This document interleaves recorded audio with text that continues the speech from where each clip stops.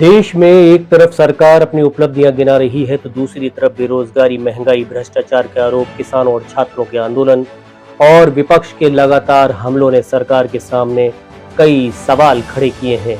लेकिन क्या इन सब के आधार पर प्रधानमंत्री से इस्तीफे की मांग जायज है या फिर लोकतंत्र में इसका फैसला जनता को चुनाव के जरिए करना चाहिए?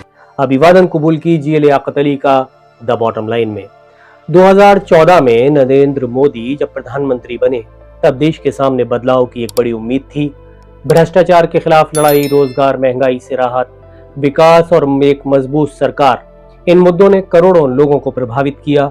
2019 में जनता ने एक बार फिर उन्हें बड़ा जनादेश दिया और 2024 में भी नरेंद्र मोदी के नेतृत्व में सरकार बनी, यानी जनता ने उन्हें बार बार सत्ता में रहने का अवसर दिया। और अब सवाल यही है कि इतने लंबे शासन के बाद जनता के सामने सरकार का रिपोर्ट कार्ड क्या है?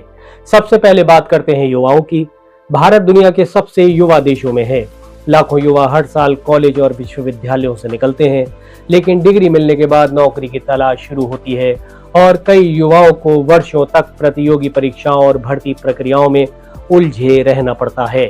पेपर लीक, परीक्षा रद्द होने, भर्ती में देरी और परिणामों को लेकर विवादों ने युवाओं के गुस्से को कई बार सड़कों तक पहुंचाया है। सवाल सिर्फ एक नौकरी का नहीं है, सवाल उस उम्र का है जो तैयारी में निकल जाती है, उस परिवार के पैसे का है जो बच्चे की पढ़ाई पर खर्च होता है और उस उम्मीद का है जो हर परीक्षा के साथ जुड़ी होती है। सरकार का कहना है कि परीक्षा व्यवस्था में सुधार किए जा रहे हैं और अनियमितताओं पर कार्रवाई हो रही है, लेकिन युवा पूछता है अगर व्यवस्था बार बार असफल हो रही है तो जिम्मेदारी किसकी है? अब बात महंगाई की कर लेते हैं।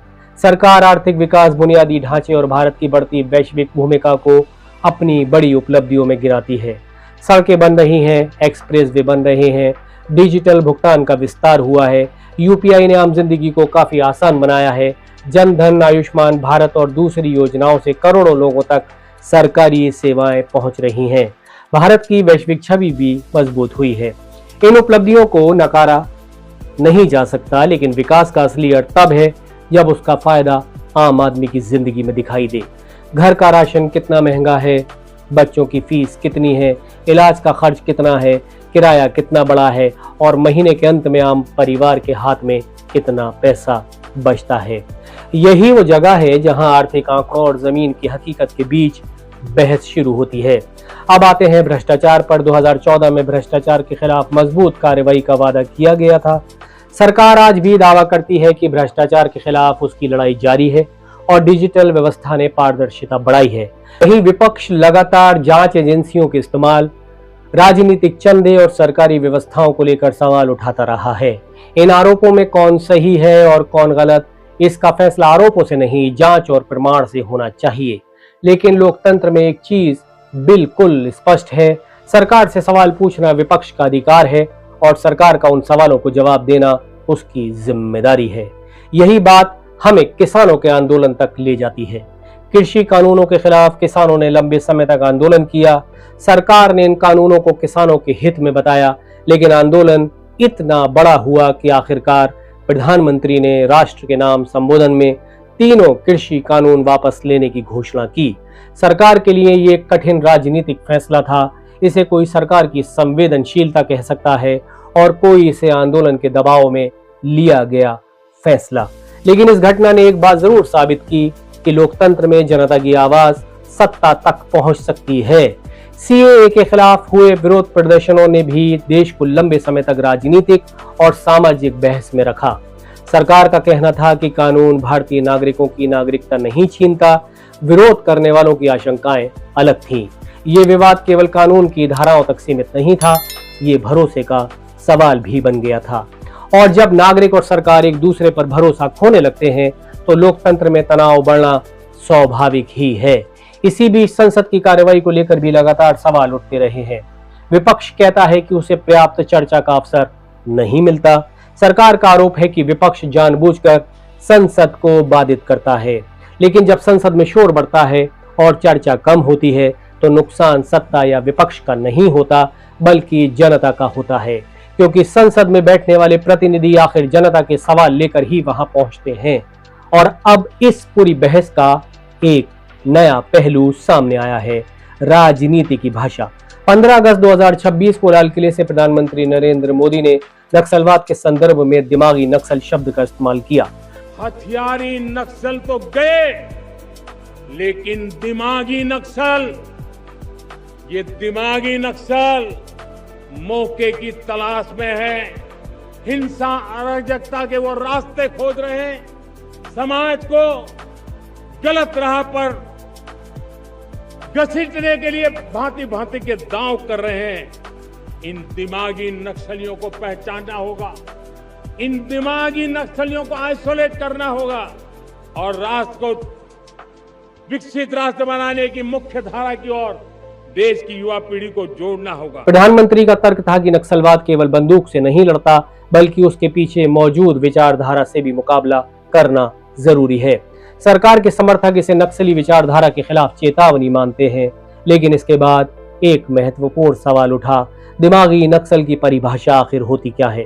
क्या इसका मतलब केवल उन लोगों से है जो हिंसक नक्सली विचारधारा का समर्थन करते हैं, या फिर सरकार की नीतियों का विरोध करने वाले लोगों पर भी ये शब्द लगाया जा सकता है? यह अंतर बहुत महत्वपूर्ण है, क्योंकि किसी हिंसक विचारधारा का समर्थन करना और लोकतांत्रिक तरीके से सरकार की आलोचना करना एक ही बात नहीं है। अगर कोई व्यक्ति हिंसा का समर्थन करता है तो कानून अपना काम करे, लेकिन अगर कोई नागरिक महंगाई, बेरोजगारी या किसी सरकारी नीति पर सवाल पूछता है तो उसके सवाल को केवल इसलिए खारिज नहीं किया जा सकता कि वो सरकार की आलोचना कर रहा है। यही लोकतंत्र की खूबसूरती है। लेकिन समस्या सिर्फ एक शब्द की नहीं है। आज भारतीय राजनीति में विरोधियों को अलग अलग नामों से पुकारने का चलन बढ़ता जा रहा है। कहीं विरोधियों के लिए बेहद अपमानजनक राजनीति उपनाम इस्तेमाल होते हैं, तो कहीं आलोचकों को विचारधारा से जोड़कर निशाना बनाया जाता है। आपने कॉकरोच जनता पार्टी जैसे राजनीतिक व्यंग भी सुने होंगे, लेकिन सवाल यह है कि क्या ऐसी भाषा लोकतंत्र को मजबूत करती है या फिर असली मुद्दों से ध्यान भटका देती है? जब नेता एक दूसरे को नाम देने में व्यस्त होते हैं, तब जनता पूछती है, नौकरी कब मिलेगी, महंगाई से राहत कब मिलेगी, भ्रष्टाचार पर कार्रवाई कब होगी, किसानों की आय कैसे बढ़ेगी, युवाओं का भविष्य सुरक्षित कैसे होगा? और शायद यही इस पूरी बहस की असली बॉटम लाइन है। देश को राजनीतिक गालियों की जरूरत नहीं है, देश को राजनीतिक जवाब चाहिए। देश को एक ऐसा नेता चाहिए जो आलोचना सुन सके, और जनता को ऐसा लोकतंत्र चाहिए जिसमें सरकार से सवाल पूछने के लिए किसी राजनीतिक लेबल का डर ना हो। अब वापस आते हैं सबसे बड़े सवाल पर, क्या नरेंद्र मोदी को इस्तीफा दे देना चाहिए?